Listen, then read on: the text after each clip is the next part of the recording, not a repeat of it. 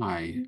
Um, in this video, I'm going to discuss exponents again, just to recall sort of some of their basic features, but also um, to put them in the context of sequences that we're going to look at this week in the material. So let's talk about starting with a number like 3. And we'll call this the number. This number is going to be the base. And then we can talk about a power of 3, like 3 squared. Of course, we all know that's 3 times 3, or 3 cubed equals 3 times 3 times 3. And then whenever we keep on going, when we have 3 to some power n, we imagine there are n different factors, and we multiply those factors together. So this is n times. Now, there's a couple of different ways of looking at this sequence, and maybe the sequence doesn't always start with just 3 at the first part. So this sequence here, we would say this is 3 maybe to the first power, but you could also start with 3 to the 0th power. And whenever you have a non-zero number and you take it to the 0th power, this is always going to equal 1. That's just, you can think of that as a definition. That's just the way we start out. So one thing to acknowledge about this kind of a sequence is that this sequence can be written with subscripts. So if you were to do the population, think of this as a population model where it keeps on growing, you can put the subscripts as the exponents. So here we have a sequence P naught, P1, P sub 2, so on and so forth. And we can then make the corresponding power 3 to the 0, 3 to the first, 3 squared. Maybe we'll go a couple more deep here. Oops. So let's say we have P3 and P4 just to give ourselves a little more to work with. So here we have 3 cubed, 3 to the 4th, and then we just imagine going on. And now the point of this, writing it out this way, is to recognize that there's this matching of the subscript to the exponent. So each of these matches up, and that matching can be turned into what we call an explicit formula for the sequence. So this is where this notion of an explicit formula for a geometric sequence occurs. And so here we just say, okay, well, we don't want to write this out to the 10th or the 20th or the 100th term.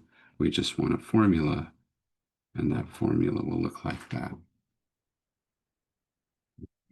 This is an example of an explicit formula, but one of a geometric sequence. So this is a geometric sequence. So if you were to graph this, well, I've used 3, it will get out of control very quickly. And so the graph of the sequence, we would start with the 0th term, P0, is at 1. Now, what am I doing here? So what I'm doing is I'm looking at this axis, these numbers here on the horizontal line. Those guys correspond to my n, right? And then the guys on the numbers on the vertical axis, these numbers, they correspond to P sub n. So now when I'm looking for a particular, when I'm looking at the nth point, so the 0th point on the horizontal line, I have P sub 0 is height 1, right? Remember, that this is equal to 1. The 3 to the 0th is equal to 1. So then I can graph it at that point. And then if I continue going on, 3 to the 1st, well, I'm looking at n being 1. So there's the 1 on the horizontal. And then p sub n is going to be 3 to the 1, which is 3, which is up here.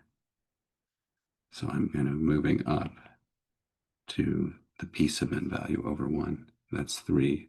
So I will go ahead and just copy this point and put it up here, 3. Great. And then I continue. If I want to make this graph, I look at the 2. This is corresponding to this 2 for n. And then if I want the height, how high up I go to the value of p sub 2, which is 3 squared. 3 squared is 3 times 3, which is 9. So I go ahead and I go up to height 9. And I put this point here. The next value is at n equaling 3. N equaling 3, we get 3 to the 3rd power, or 3 cubed. That's 27. 9 times 3 is 27. So it's actually pretty far off. This this chart is way up here. I can't even slide it down enough. So it's way up here. Okay. So after that, it's just off the screen. So if you want, this is what's called, what I just drew here, just to refresh from the material, this is what we call a scatter plot of this sequence. And if you want to make a line plot, you just go ahead and you connect the dots.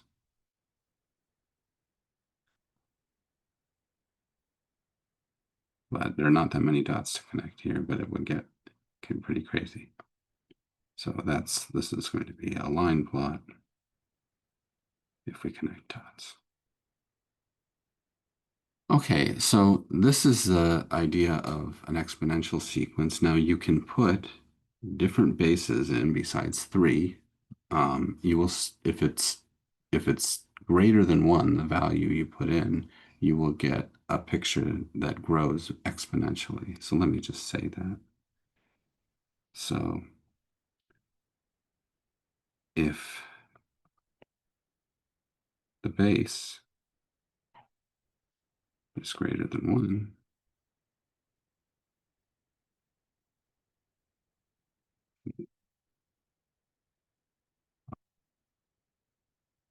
the sequence, the geometric sequence,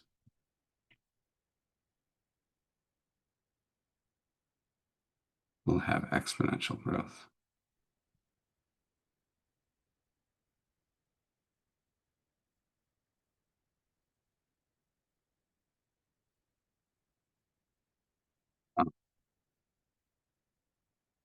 If the base is less than 1, well, then what happens? Then it has exponential decay.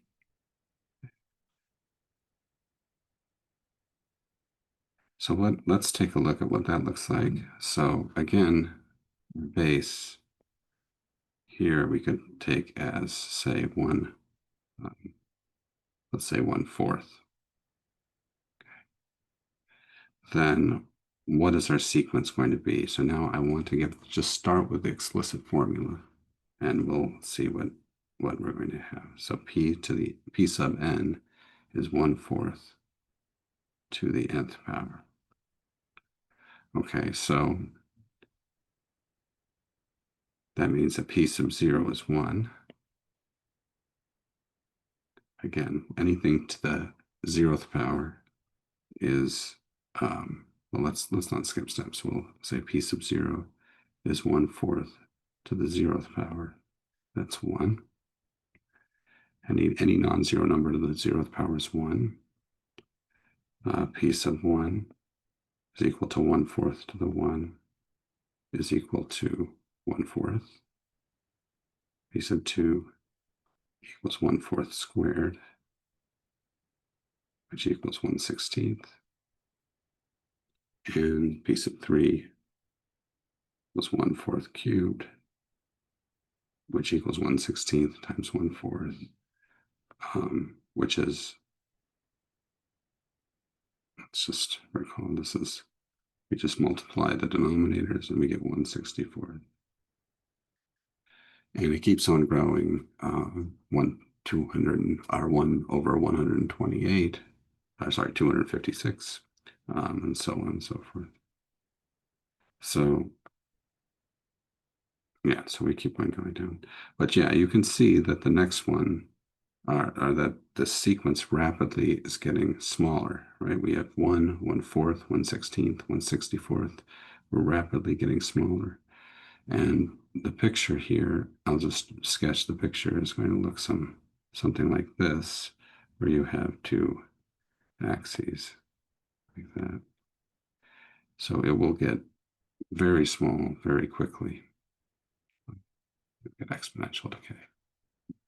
All right, so what else about geometric sequences and powers? So the other thing to recognize is that we talked about here these explicit formulas for this.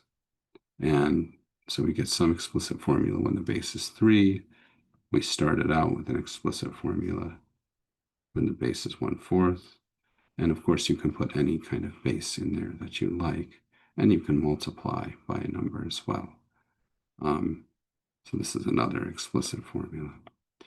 But there's this other notion of a recursive formula that you can use. And when you're dealing with exponential uh, or geometric sequences, the recursive formulas is very intuitive. You should think of it as an instruction set on how to go about your sequence. So the recursive formula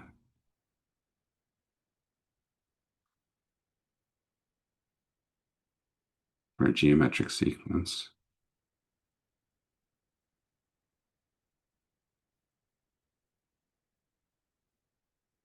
is that it references the prior term.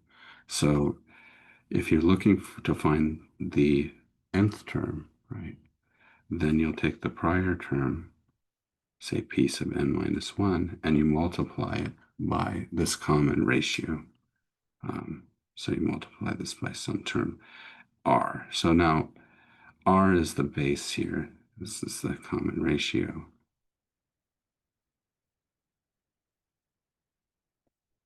But it's also what we would call the base of this geometric sequence, the exponential. And so why does this formula, oops, why does that formula give us the recursive formula here? Well, let's take a look.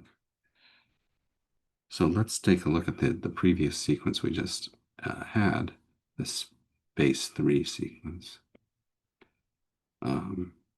So here, we'll bring it down.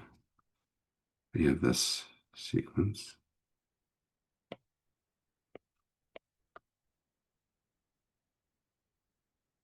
And what do we have? Well, first, so this is a recursive formula, but typically you'll have a starting point. And so in this case, our starting point will be P naught equals 1. Okay, but then we want to find P1. So we look at this formula and we say, okay, what is the n here? N is 1.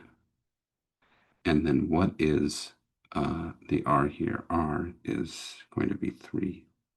So here we're going to say, let's make that clear ahead of time. We'll say r is 3. And so in this case, our recursive formula, in fact, we'll just go ahead and put the r in, is going to be Pn equals p to the n minus 1 times r, times 3, pardon me. So let me just say, what am I doing? This is a general formula for a geometric sequence. So here we have a specific geometric sequence. So we're going to use the number 3 for R. We're going to go ahead and put that in. And I'm just rewriting that formula, but with 3 as the value of, and typically, maybe we can reverse this so that we have the 3 on this side. So oftentimes when you have numbers and you're multiplying variables, you put the number in front of the variable. So I'll put 3 here. Okay, great. So now we have 3 and as our common ratio. So we can just say P sub 1 equals 3 times P sub 0. Now remember what I'm doing here. My n is 1, which means n minus 1 is 1 minus 1, which is 0. But now I consult the prior term and see that that value is 1. So this is 3 times 1, which is 3. Continuing, we can look at the next term, P2.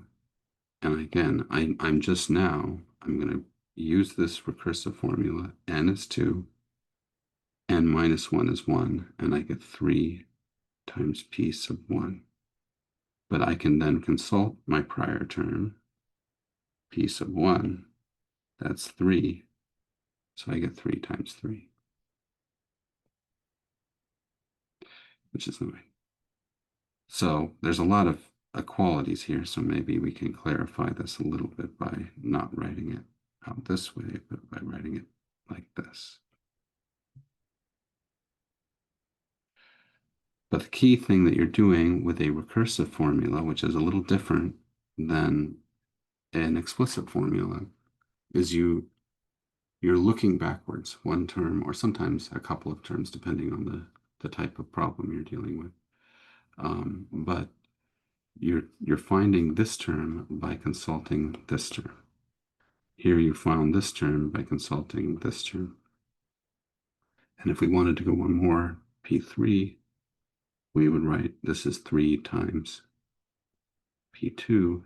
And now again, we're going to use the last term to find the next term. So P2 is 9. 3 times 9 is 27. So this is how recursive formulas work, is they reference the prior term or terms in order to calculate the next one. And with a geometric sequence or exponents, the way they work is we just have this common ratio, in this case 3, that we keep on using and keep on multiplying to get to push forward. All right.